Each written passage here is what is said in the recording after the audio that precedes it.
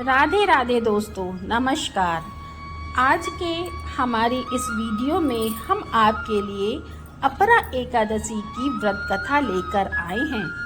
एक समय की बात है, युधिष्ठिर महाराज ने भगवान कृष्ण से पूछने लगे, हे माधव, ज्येष्ठ मास के कृष्ण पक्ष में आने वाली एकादशी का क्या नाम है तथा इसका क्या महत्व है, मुझे विस्तार पूर्वक बताइए।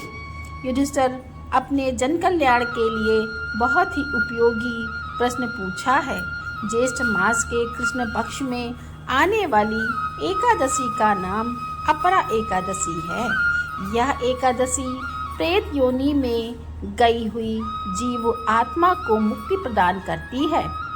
इसलिए इस एकादशी के दिन अपने पूर्वजों का ध्यान करते हुए व्रत का पालन करना चाहिए। प्राचीन समय में सिद्ध मकरध्वज नाम का एक महान राजा राज्य करता था।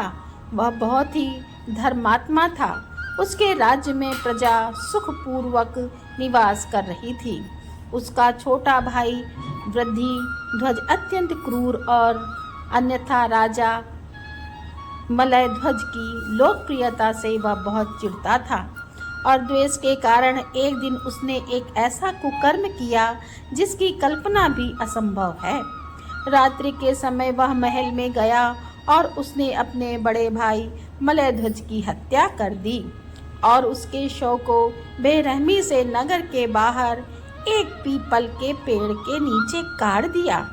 इस प्रकार राजा मलय ध्वज श्री अकाल मृत्यु होने के कारण राजा को प्रेत योनि प्राप्त हुई और उसी पेड़ पर रहते हुए और वहां आने जाने वालों को परेशान करने लगा, इधर उधर भटकने लगा। एक समय ईश्वर की इच्छा से महान ऋषि सौम्य पीपल के पास से गुजर रहे थे। तब उन्हें उस प्रेत के होने का आभास हुआ।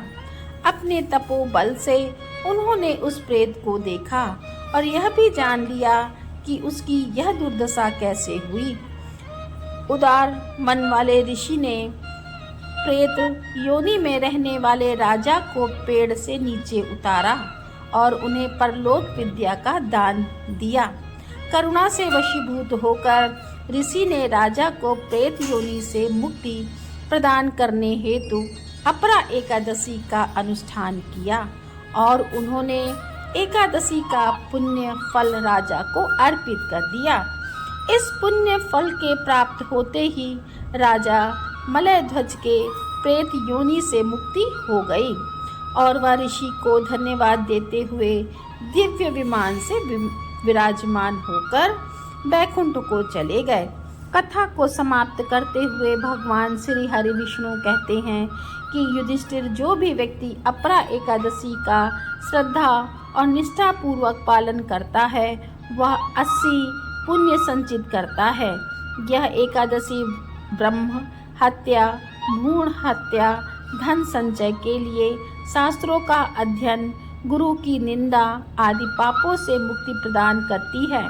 शास्त्रों में मनुष्य जीवन में करने योग्य कुछ पुण्य कर्म बताए गए हैं, जैसा कि कार्तिक मास में पुष्कर में स्नान करना, काशी में महाशिवरात्रि का पालन करना और पिंडदान करना, पुष्कर में स्नान करना, माघ मास में प्रयाग में स्नान करना, स्वर्ण का दान देना, भूमि का दान देना आदि। वर्तमान समय में जो व्यक्ति यह सभी पुण्य कर्मों को नहीं कर पाते वह इन सभी का फल अपरा एकादशी का व्रत और पूजन करके प्राप्त कर सकते हैं।